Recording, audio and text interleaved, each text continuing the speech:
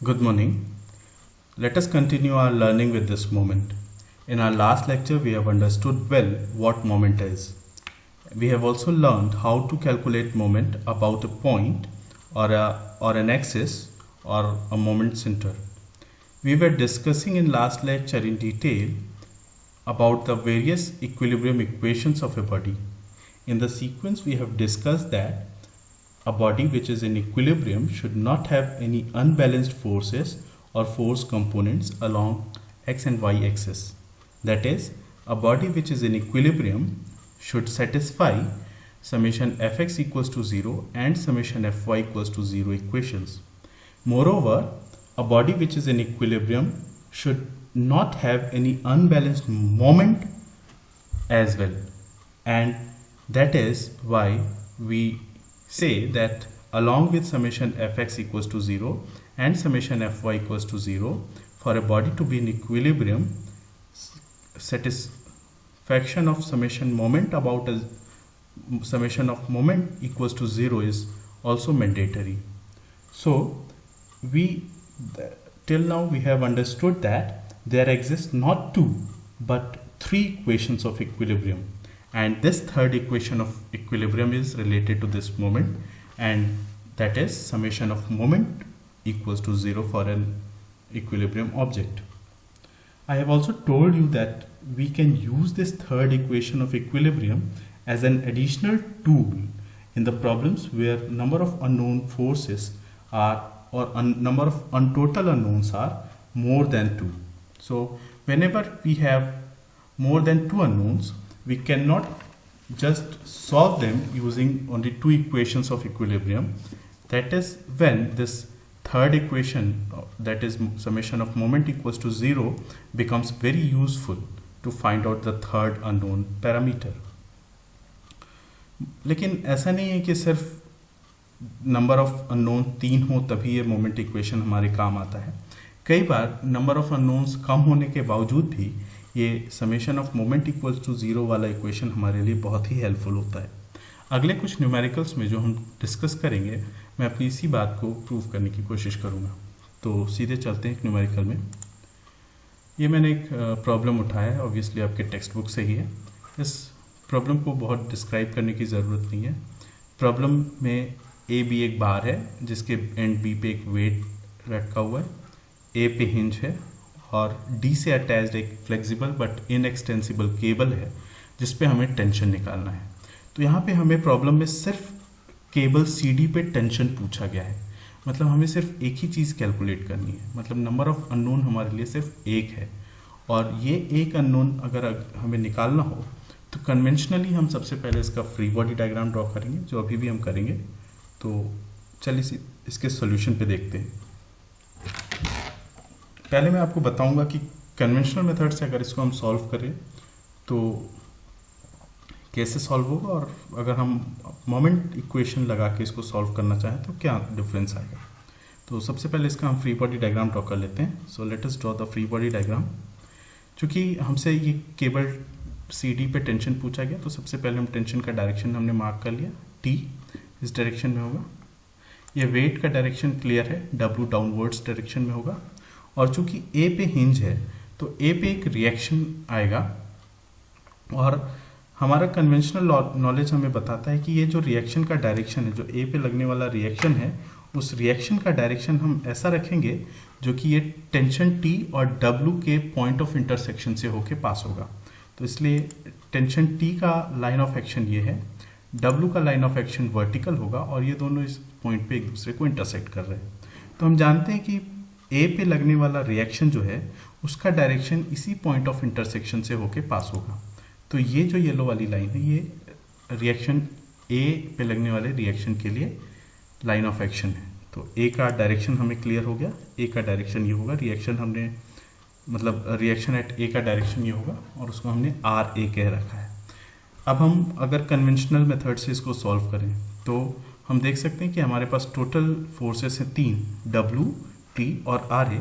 इन तीन में से भी सिर्फ 2 ही अननोन्स हमारे पास हैं, टी और आर ए. तो 2 इक्वेशंस को लगा के ये सॉल्व हो जाना चाहिए, और वैसा करने के लिए हम प्रिंसिपल ऑफ ट्रांसमिसिबिलिटी लगाएंगे और ये सारे फोर्सेस को इस पॉइंट पे शिफ्ट करेंगे। तो मैंने टी को शिफ्ट किया, डब्ल्यू को शिफ्ट किया और आर बी को भी शिफ्ट कर लेता हूँ, सॉरी आर ए को। तो ये एक कॉन्करेंट फोर्स सिस्टम बन गया। फिर से हमारे पास एक बहुत ही सिंपल सा सिचुएशन बना जहाँ पे 3 फोर्सेस वाला एक कॉन्करेंट फोर्स सिस्टम है, जिसमें से 2 फोर्स अननोन है और तीसरा हमें निकालना है। अब इसको सॉल्व करना बहुत ही आसान है। हम इसमें लैमीज थ्योरम लगा सकते हैं या तो इनको रिजॉल्व कर सकते हैं। रिजॉल्व करने की जहाँ तक बात है, हमें सिर्फ एक ही फोर्स आर ए को रिजॉल्व करना पड़ेगा, क्योंकि यही एक इकलौता इंक्लाइंड फोर्स है। तो इस आर ए को अगर हम रिजॉल्व करें तो इसके 2 कंपोनेंट्स आएंगे, वर्टिकल डायरेक्शन में, एक हॉरिजॉन्टल डायरेक्शन में। तो इन दोनों कंपोनेंट्स के बाद हम समेशन एफ एक्स और summation F Y equals to 0 2 equations लगा के टेक्निकली अगर हम बात करें तो 2 अननोन की वैल्यू हम निकाल सकते हैं। लेकिन रिजॉल्व करने के लिए हमें ये एंगल पता होना चाहिए। Let us call this angle as beta.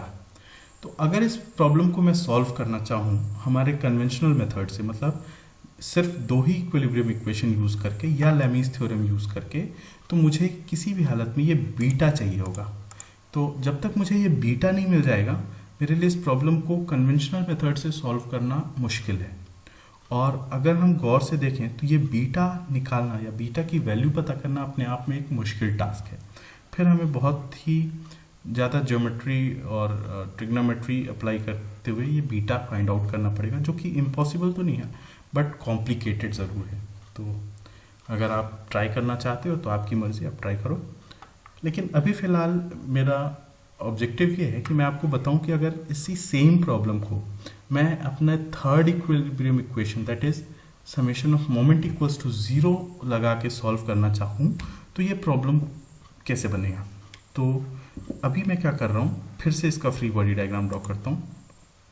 Same problem के लिए टेंशन टी हो गया, लोड डब्ल्यू हो गया, और यहाँ पे हिंज जॉइंट होने की वजह से हमने 2 रिएक्शंस यहाँ पे लगाने हैं, एक आर ए एक्स जो हॉरिजॉन्टल डायरेक्शन में और एक R A Y vertical direction में। पिछले केस में भी यहाँ पे 2 ही रिएक्शन लगा था, लेकिन ये आर ए जो है वो आर ए एक्स और आर ए वाई का रिजल्टेंट था। तो रिजल्टेंट हम करते हैं ताकि नंबर ऑफ अननोन्स कम हो जाए। ये आर ए उनका रिजल्टेंट था। इस बार भी ये आर ए है, लेकिन ये आर ए के दोनों कंपोनेंट से हम अलग अलग इंडिपेंडेंटली कंसिडर कर रहे हैं। तो हमारे पास R X, R A Y, T और डब्ल्यू, ऐसे 4 फोर्सेस मिले। अब यहाँ पे अगर मैं अपने मोमेंट वाले कंसेप्ट का इस्तेमाल करूँ तो मैंने आपको बताया था कि हम किसी भी पॉइंट के अबाउट मोमेंट लेके उसको उस पॉइंट के अबाउट लगने वाले सारे फोर्सेस की वजह से मोमेंट का सम 0 से इक्वेट करते हैं। तो पॉइंट हम कहीं पे भी ले सकते हैं। मैंने आपको ये भी बताया था कि ऐसे पॉइंट को हम मोमेंट सेंटर चूज करते हैं जहाँ से नंबर ऑफ अननोन्स ज़्यादा से ज़्यादा हों। तो अगर इस डायग्राम को हम गौर से देखें तो ये जो पॉइंट ए है, ये एक ऐसा पॉइंट है जहाँ पे ज़्यादा से ज़्यादा अननोन फोर्सेस हैं। यहाँ पे 2 अननोन फोर्स हैं, आर ए वाई और आर एक्स, जबकि डी पे सिर्फ एक ही है, टेंशन है, और बी पे नोन फोर्स है, डब्ल्यू। तो समझदारी ये कहती है कि हम पॉइंट ए के अबाउट मोमेंट इक्वेशन अप्लाई करेंगे, और उसके लिए हमें डिस्टेंस चाहिए होगा, क्योंकि मोमेंट जो होता है वो होता है force multiplied by perpendicular distance. तो हमें सारे फोर्स का परपेंडिकुलर डिस्टेंस ए से निकालना होगा। तो टी का परपेंडिकुलर डिस्टेंस ए से बहुत ही क्लियर है। फोर्स टी का, चूंकि ये टेंशन फोर्स है, इस फोर्स टी का ए से परपेंडिकुलर डिस्टेंस सी ए है। हो सकता है आप में से बहुत सारे लोगों को ये परपेंडिकुलर डिस्टेंस के लिए कन्फ्यूजन हो, तो उस केस में आप उनसे पूछ लेना। फिलहाल के लिए ये टी फोर्स का परपेंडिकुलर डिस्टेंस सी ए है। तो सी ए की वैल्यू कितनी हो जाएगी, ये सी ए की वैल्यू होगी a/2 cos theta. a/2 cos theta हमने सी डी ए ट्राइंगल को कंसिडर करते हुए, जहाँ पे एंगल ए सी डी, ये वाला एंगल एक 90 डिग्री एंगल है, ये एंगल थीटा है, तो ये सी ए जो है वो a/2 cos थीटा हो जाएगा। तो इसकी वजह से मोमेंट अगर हम लें तो हम आसानी से t मल्टीप्लाइड बाई, मतलब force t multiplied by distance a/2 cos theta ले सकते हैं। दूसरा फोर्स है w। अब w का परपेंडिकुलर डिस्टेंस a से निकालने के लिए ये w का लाइन ऑफ एक्शन हुआ, और ये एक परपेंडिकुलर लाइन मैंने इस पे ड्रॉ किया है लाइन ऑफ एक्शन पे पॉइंट ए से। तो W का परपेंडिकुलर डिस्टेंस पॉइंट ए से ये हॉरिजॉन्टल डिस्टेंस है। अब ये डिस्टेंस कितना हो जाएगा, हम इस बड़े वाले ट्रायंगल पे ट्रिग्नोमेट्रिकल रेशियो अप्लाई करेंगे। अगर ये एंगल थीटा है तो ये वाला एंगल भी थीटा होगा, और अगर ये एंगल थीटा है तो ये परपेंडिकुलर हो जाएगा, और हाइपोटेनियस हमें पता है a/2 + a/2 that is a। तो ये जो डिस्टेंस है ये हो जाएगा a sin थीटा। तो इस तरह से इस डायग्राम में दोनों ही फोर्सेस का, टेंशन का और W का A पॉइंट से परपेंडिकुलर डिस्टेंस बहुत ही आसानी से पता किया जा सकता है, a/2 cos थीटा और a sin थीटा रेस्पेक्टिवली। अब अगर हम summation of moment equals to 0 लगाएं तो क्या आएगा, अगर हम एक पॉइंट के about summation of moment equals to 0 apply करें तो क्या आएगा, t multiplied by a/2 cos theta, direction है anti clockwise, minus WA sin theta, direction है क्लॉकवाइज। तो एंटी क्लॉकवाइज को पॉजिटिव, क्लॉकवाइज को नेगेटिव ले लें, इक्वल्स टू 0। तो t into a cos theta minus WA sin theta equals to 0। ये RX और RAY की वजह से कोई मोमेंट नहीं आएगा क्योंकि ये पॉइंट A से ही पास हो रहे हैं। तो इस इक्वेशन में अननोन बच गया सिर्फ एक t, क्योंकि A कैंसिल हो जाना है और cos theta sin theta tan theta हो जाएगा और आंसर आ जाएगा W tan थीटा। एक इस तरह से हमने देखा कि किस तरह से अगर हम ये मोमेंट इक्वेशन अप्लाई करें तो वही प्रॉब्लम जो नॉर्मल कॉन्करेंट फोर्स सिस्टम का प्रॉब्लम जान पड़ता है, वो प्रॉब्लम भी मोमेंट इक्वेशन लगाने से बहुत आसानी से सॉल्व किया जा सकता है। तो इसके पहले हमने जितने भी प्रॉब्लम्स किए हैं, चाहे वो कॉन्करेंट फोर्स सिस्टम के ही प्रॉब्लम क्यों ना हो, आप सारे प्रॉब्लम्स को वाइजली ये मोमेंट इक्वेशन अप्लाई करके सॉल्व कर सकते हो और वो इजीली भी सॉल्व हो जाएगा। तो एक और न्यूमेरिकल हम देखते हैं। इस प्रॉब्लम में हमें ये एक सिलेंडर दिया है, सिलेंडर पे ये एक स्पैनर लगा है और स्पैनर इस पॉइंट पे हिंज है और यहाँ पे सिर्फ सरफेस कांटेक्ट है। तो ये जो हिंज होने की वजह से इस स्पैनर को हम इस पॉइंट के अबाउट रोटेट कर सकते हैं। तो ये पॉइंट एक हिंज जॉइंट की तरह बिहेव करेगा जहाँ से स्पैनर रोटेट हो सकता है, और ये पॉइंट यहाँ पे सिर्फ कांटेक्ट में था, तो सिंपल रोलर सपोर्ट की तरह काम करेगा। अब इस स्पैनर में ये पॉइंट A है, ये B है, ये पॉइंट C है, और ये अगर परपेंडिकुलर ड्रॉ करें तो ये पॉइंट O है। इस सिलेंडर का रेडियस हमें दिया है 5 सेंटीमीटर और यहाँ से लेके यहाँ तक का डिस्टेंस हमें दिया है 25 सेंटीमीटर। हमसे पूछा गया है पॉइंट A पे रिएक्शन और B पे रिएक्शन निकालिए, जबकि यहाँ एंड पे एक लोड लग रहा है 250 न्यूटन का। तो अब इस क्वेश्चन को सॉल्व करने के लिए, चूँकि यहाँ पे भी अगर हम देखें तो अगर हम इसको देखें, इसका फ्री बॉडी डायग्राम ड्रॉ करें तो B पे एक फोर्स लगेगा क्योंकि यहाँ पे नॉर्मल कांटेक्ट सपोर्ट है। तो यहाँ पे जो फोर्स लगेगा, सपोर्ट लगेगा, वो perpendicular to the supporting plane लगेगा। अब सपोर्टिंग प्लेन इस केस में हमारा वर्टिकल है, तो यहाँ लगने वाला रिएक्शन जो होगा वो नॉर्मली सिर्फ एक हॉरिजॉन्टल रिएक्शन होगा, इसको मैं RB कह रहा हूँ। यहाँ पे दो रिएक्शंस आएंगे, हिंज में दो रिएक्शन आते हैं, RAY और RAX। आपको कंफ्यूजन हो सकता है कि RAX का डायरेक्शन हम टूवर्ड्स लेफ्ट रखें या टूवर्ड्स राइट रखें। वैसे तो कोई फर्क नहीं पड़ता, आप इसको टूवर्ड्स लेफ्ट रखो या टूवर्ड्स राइट रखो, पर फिर भी आप डायग्राम देख के समझ सकते हो कि RB चूंकि लेफ्ट की तरफ लग रहा है तो इसको बैलेंस करने के लिए रिएक्शन में हम राइट की तरफ लगा सकते हैं, पर ये श्योर नहीं है कि यही डायरेक्शन इसका होगा और आपको इसके बारे में चिंता करने की भी ज़रूरत नहीं है।